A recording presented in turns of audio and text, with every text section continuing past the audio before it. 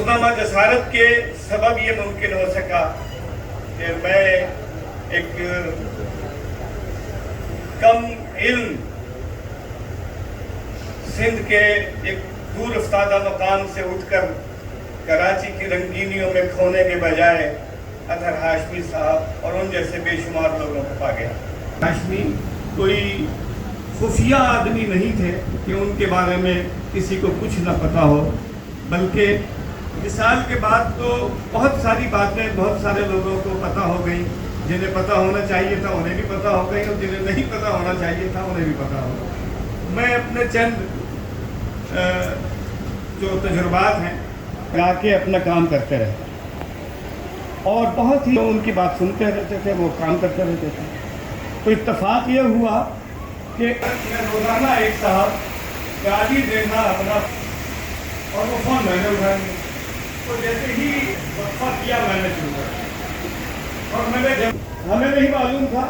کہ ہماری بھاوت ڈاکٹر صاحب لاء میڈیکل کالج کی ایک اہم ذمہ داری پر فائز ہے۔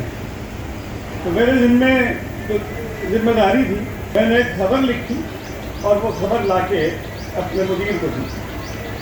انہوں نے خبر چھاپ اور میرے نام سے چھاپ دی۔ اب اگلے دن جب میں ان کے گھر گیا فیڈرل کی ایریا میں، اب یہ تو نہیں پتا کہ گھر میں کیا معاملہ ہوا ہوگا، لیکن ایک ایسا ایڈیٹر جو اس نوعیت تک ایڈٹ کرتا ہو، خبر کی اہمیت کو سمجھتا ہو، اور وہ دیکھیے ان کی خوبیاں اور ان کے اوصاف بہت سارے لوگوں نے بیان کیے ہیں، بہت سارے لوگوں نے بیان کرنے ہیں اور یہ سلسلہ جاری رہے گا۔ ہم یہ سمجھتے ہیں کہ وہ میرا ایڈیٹر تھا اور میں اس کا رپورٹر تھا، میرے اور ان کے درمیان بہت ساری ایسی چیزیں، بہت ساری ایسی باتیں مصطفی اللہ نے کہا، انہوں نے سکھایا اور اس انداز میں سکھایا کہ پتہ نہیں چلا، اور جب ہمیں زندگی کے کسی قدم پر وہ باتیں یاد آئیں تو سمجھ میں آیا کہ اطہر ہاشمی صاحب نے اس لیے کہا تھا، یہ کہا تھا، یہ کہا تھا، یہ کہا تھا۔ یہ اعزاز بھی مجھے حاصل ہے۔ چند مصرے بہت بے باک لکھتا تھا، تھی اس کی گفتگو مصری، بہت بے باک لکھتا تھا، تھی اس کی